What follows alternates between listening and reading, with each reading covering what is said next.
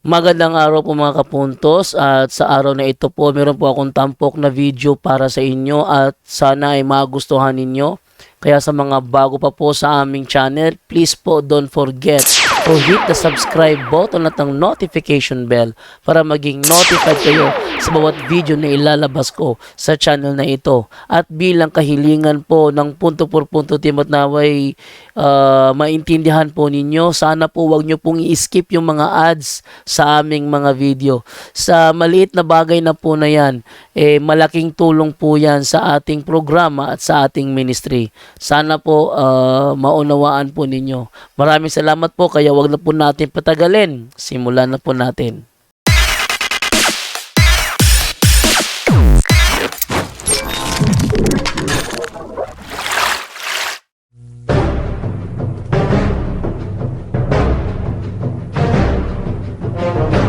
Bakit daw kailangan natin ng sakramento sa ating mga Katoliko po? Brother Angel. Bakit daw? Yan ang sinasabi ko. Kaya nga si SLTV, kapag hindi ka guided by the church, mahihirapan ka talaga eh. No? Pag walang nagturo sa'yo, nag-aral ng tunay na simbahan, SLTV, ganyan eh. Ganyan sila mag-isip.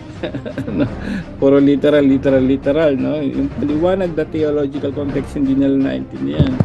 Kailangan maintindihan mo, yung palang sakramento pa, kailangan malaman nila ano ba yung sakramento, no? Pag sinabi mong sakra o sacred, no? In a Latin word or Spanish word, pag naman sakra, sagrado, banal yun. Yung mento naman, tanda yun, no? Mento. No? So, ang mga ganyan kapatid, kung sino man ang tatanong na yun, discuss na natin dito yun. Lahat ng mga sakramento, that was instituted by God Himself, by Jesus Christ. So siya mismo magmula dun sa sacrament of baptism, confirmation, so inisa-isa natin yun. Biblical lahat yun kapatid. No? Kaya huwag natin dalo bakit may sakramento.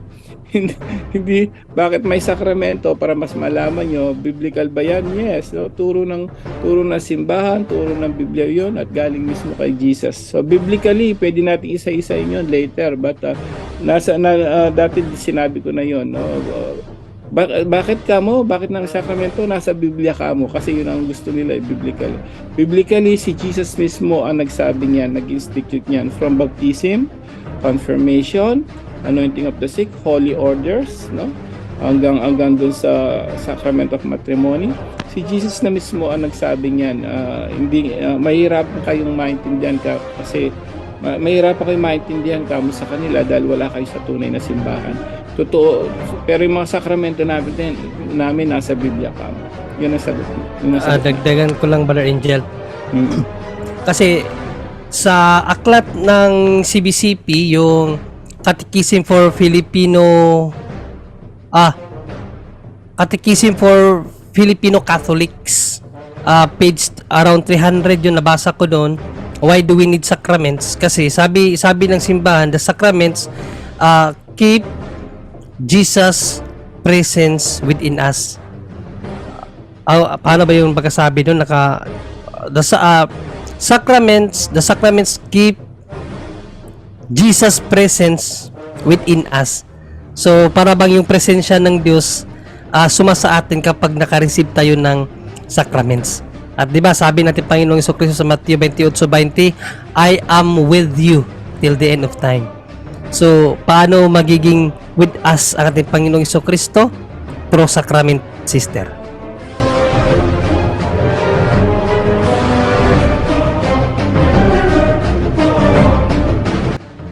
Napansin ko lang po, bakit sila Mother Mary at saka si Santo Juan Bautista lang ang nagsiselebrate ng birthday?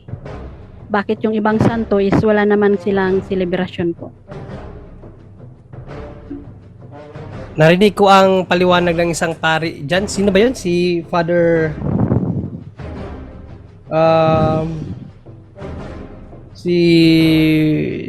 Sinong pari yung narinig ko? Father... sa Manilang pari ba yun? Ang magandang paliwanag niya, bakit tatlong santo lang ang pinagpipistahan natin?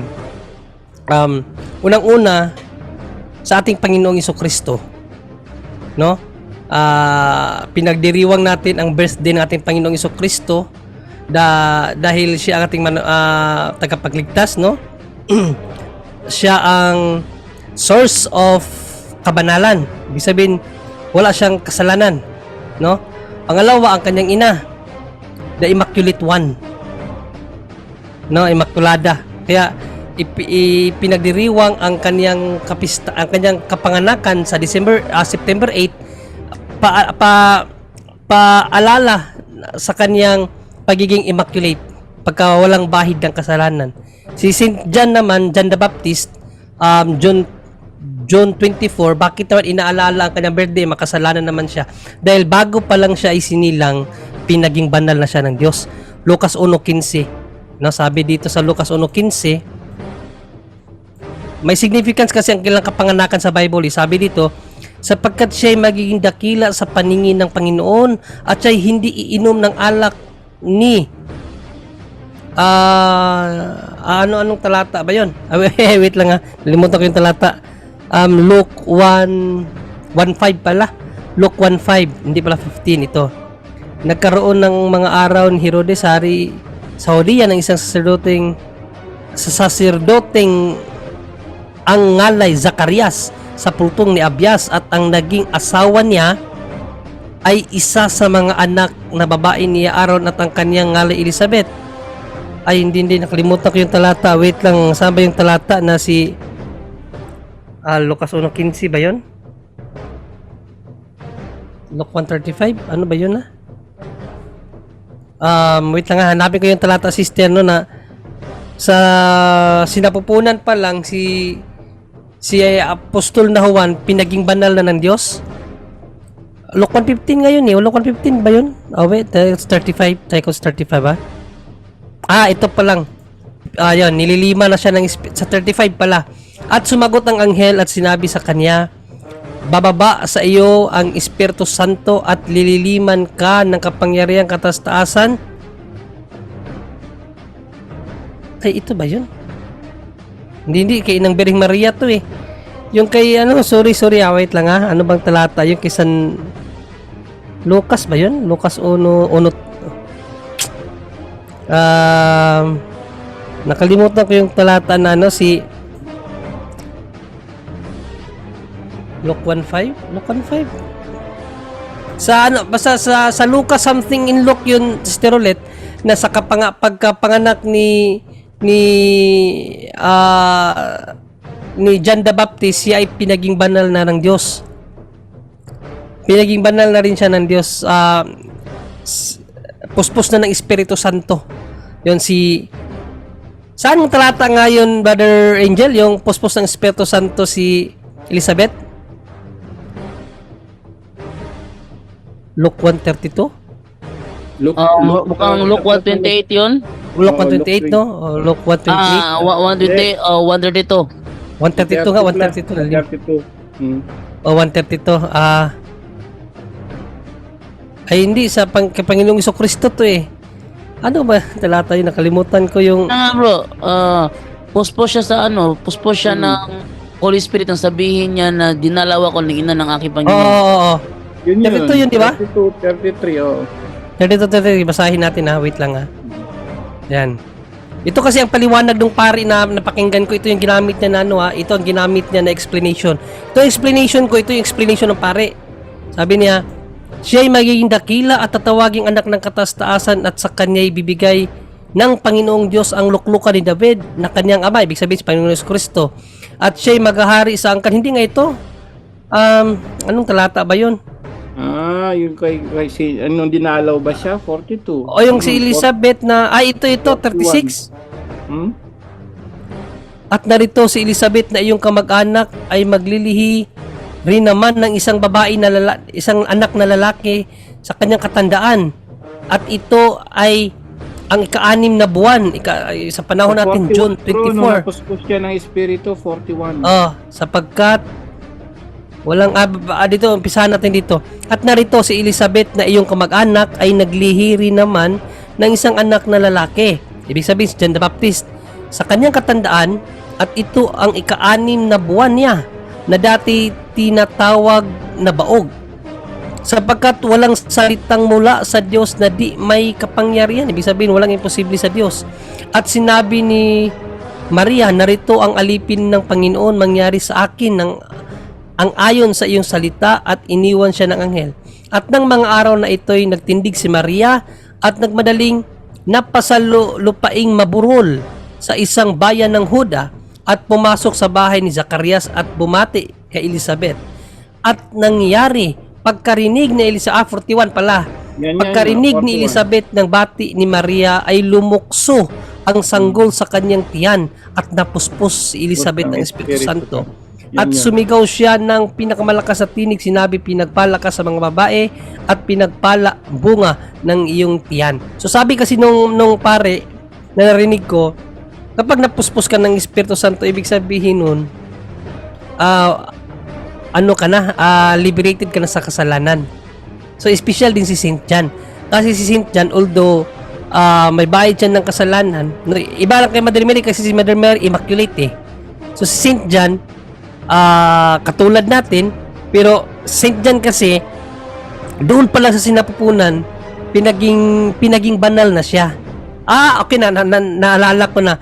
So ang cross reference pala is Jeremias 1:5. Yun pa lang nasa isip ko kanina. Ang Jeremias 1:5 na kahit hindi pa ipinanganak, pwede ka nang paging banalin ng Diyos. No, iba kay Mother Mary, kasi si Mother Mary kasi immaculate talaga. Walang bahid ng kasalanan. Prevent ka siya ng Diyos na hindi mabahiran ng kasalanan. Pero sa mga ibang propeta like ni Jeremiah at ni itong si John the Baptist, sinapupunan pa lang pinaging banal na sila ng Diyos. Kaya nga napuspos na ng Espiritu Santo ang kanyang ina eh. Kasi banal na yung nasa kanyang sinapupunan, no? Jeremiah 1:5 pinaging banal din si Jeremiah eh. Sinapupunan pa lang pinaging banal na siya ng Diyos. Ganon din si San Juan. Kaya pinagdiriwang ng simbahan 3 birthday lang ng mga santo kay Panginoong Jesucristo, kasi si Panginoong Jesucristo the source of holiness, no? The source of yung talagang siya ang source ng lahat. Source of holiness, source ng pagkawalang sala. Diyos siya eh. Tapos ang kanyang ina, dahil ang kanyang ina is Immaculata, at si Saint John na pinaging banal na bago pa lang siya iluwal. So yun ang paliwanag ng pare Sister Rolet kung bakit tatlong santo lang ang sineselebrate ng simbahan na ang kanilang mga kapanganakan. Espesyal ang kapanganakan kasi nila. Okay, idagdag natin, summarize dyan, no? Ang isa din sa dahilan, maliban sa pinabanal si John the Baptist, Sister Rolet, ang sabi rito, Saint John the Baptist was set apart from the womb to prepare the way of the Lord, and was a significant figure connected to the incarnations of the redemptions of the church. Honors him because ito yung pinaka rin na simbahan, because of his role in preparing the way of the Lord. So kasi siya lang actually, siya lang yung talagang pinili to prepare, the way of the Lord. Yun po yung summarize doon sa sagot ko kanina. Salamat po sa inyong dalawa, Bro John at Bro Michel. Bro John Do, salamat po. Salamat sa mga sagot niyo po. Magandang gabi sa ating lahat.